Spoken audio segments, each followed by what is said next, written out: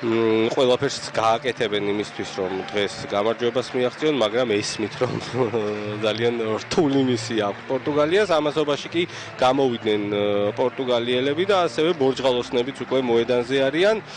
მშვენიერი ამინდია მადრიდში, კარგი სარაგბო ამინდია, 13 გრადუსია, როგორც ხედავთ, არ არის ქარი და ყველაფერი მზად არის იმისთვის, რომ კარგი თამაში ვნახოთ. კი ბატონო, რაგბი ევროპის გადაწყვეტილებით წელს დასკვნითი თამაშები, ანუ 4-ვე თამაში გაიმართა მადრიდში, მესამე ადგილისთვის შეხვედრა და ფინალი იმართება.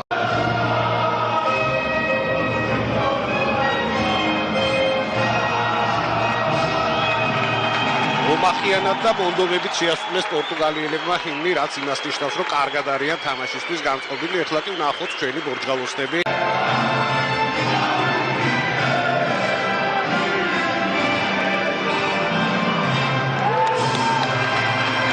ესეც ჩვენი ჰიმნი, ჩვენიერი შესრულება და სულ ცოტა ხანში რამდენი მორკინალი არის გაძევებული.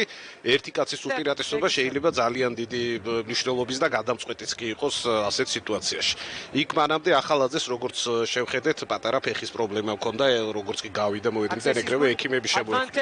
კიდევ ერთი მოლი, კიდევ უპირატესობა გვაქვს და აქ ლელო არის, საჯარიმო ლელოსაც ფიქრობდა, მაგრამ საჯარიმო ლელო აღარ გახდა საჭირო, ილიას სპანდერაშვილმა გახსნა ანგარიში. იყო რომ სპანდერაშვილს დაემიწებინა, მეორე იყო რომ როვერ დაემიწებინა, იქნებოდა ავტომატურად საჯარიმო ლელო, რომელიც არის 7 ქულა და ხშირ შემთხვევაში 99% შემთხვევაში, როდესაც დამნაშავეს ხედა დარტყმის შესრულების ფუნქციას, ახლა სწორედ ასე მოხდა დომინგოს კაბრალი, რომელიც უტყავდა შეცვალა მანუელ ვარეირომ და სწორედ ვარეირომ მოუტანა პირველი 3 ქულა თავის ნაკრებს, ანგარიში ხდება 5-3.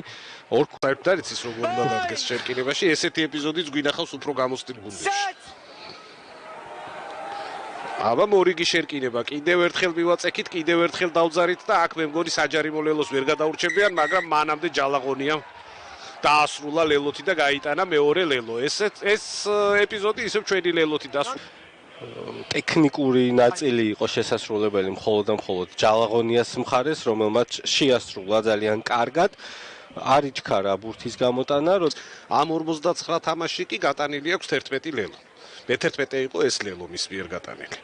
აქ თედუ აბჟანდაძეც გარდასახვიდან ზუსტია და კი ბატონო, ფინალში, რაგბი ევროპის ჩემპიონატის ფინალში პირველი ტაიმის შემდეგ საქართველოს 12-3 ამარცხებს პორტუგალიას. ვარეირო შეეცდება ახლა ჯარიმის გაქვითვას, რომელიც ზუსტია და კი ბატონო, ანგარიში ხდება 12-6. აქ საწყენი ის არის, რომ არაფრისგან მივეცით ფაქტობრივად ეს 3 ქულა აბსოლუტურად წყნარად და მშვიდად ვიყოთ. ეს კი ნიკოლოს სუთიძე, ფრანგული ლაროშელის კვაჭი, რომელიც შემოვა ვანო კარკაძის მაგივრით. ამასობაში გაიტანა პორტუგალია მის ჯარიმად და სხვაობა უკვე 3 ქულამდე დავიდა. აბა ვნახოთ. თავარია ბურთი მოვიგოთ ახლა პირველ რიგში აქ, კარგია, მშვენივრად მოიგო ჯავახიან ბურთი, შეიკრა კიდეც მოლი, დაიძრა წინ, ძალიან კარგად დაიძრა წინ და არის ლელო. კი ბატონო, არის ლელო, გაიტანა საქართველოს თავისი მესამე ლელო და გაზარდა კიდეც უპირატესობა. ვინ იყო ეს ლელოს ავტორი? მე მგონი ბექა გორგაძეს ulocavენ და ბექა გორგაძე 9 გახდება და 10 ქულიანი უპირატესობით გავალთ წინ. ეს კი გორგაძის შესანიშნავი მომენტი, რომელმაც სამწუხაროდ რაგბი ევროპა არ გვაწვდის კარგად კადრებს დიონზე. ეს კი აბჟანდაძე, ვნახოთ რამდენად კარგად შეასრულებს გარდასახვას. ძელს მოხდა ბურთი ამ შემთხვევაში. ქედან გატანა, ვნახოთ ვარეირო.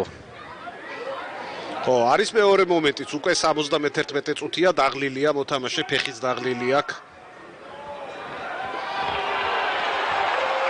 ზუსტი იყო ამ შემთხვევაში და კი ბატონო 5 ქულამდე შემოვიდნენ ისევ. ძალიან სწრაფად გვიპასუხა ეს დარჩენილი 9 წუთი გავატაროთ 10-ნახევარზე. მეტრეველი აწია მაღალი ბურთი და მიყვება თავად. აქ როგორი შეჯახება იყო ხაერში და ალბათ მეტრეველი დაისჯება ამ შემთხვევაში ყვითელი ბარათით. ხო, ძალიან ცუდი მომენტი იყო აქ, რა თქმა უნდა, დაასწრო ბურთზე თამაში მანუელ ვარეირო. კი ბატონო, ხო, იქ მოედანზე ყველაფერი სხვანაირადაა, სხვანაირი წნეხი არის და სხვანაირი თამაშია და კარგად მოვიდნენ წინ პორტუგალიელები. აქვთ სივრცე, გრძელი გადაცემა და დაგვიდეს ლელო პინტო. ვინსენტ პინტო, რომელიც ასევე პროდეორის მორაგბეა, მოისწორეს. აი ახლა ვნახოთ უკვე გაიტანს თუ არა გარდასახვალს პორტუგალიის ნაკრები, თუ გაიტანა ორი ქულით წინ გავლენ პორტუგალიელები. თუ არა და ფრეარის ამ წუთისთვის. ფრეარი ხო, ითვლის დროს კი ბატონო, იქ ესე არ არის განუსაზღვრელი დრო არა აქვს. ერთი წუთი აქვს დარტყმისთვის შესასრულებელი, დაარტყა და გაიტანა და დააწინაურა პორტუგალიის ნაკრები 19-17. ეხლა ჩვენ უკვე აუცილებლად მოგვიწევს შედეგიან შეტევაზე ფიქრი. თან კაცნაკულები ვართ თამაშის წესებს. ალანია, კვესელაძე იქვე კარგად შევიდა შველიძე, თუმცა აქ მოლი დაიძახა და აქ თუ ბურთი ვეღარ გამოჩნდა და ვერ გამოვიტანეთ, მაშინ დამთავრდება ეს თამაში და მოგვიწევს რომ მიულოცოთ პორტუგალიას რაგბი ევროპის მეორედ ჩემპიონობა.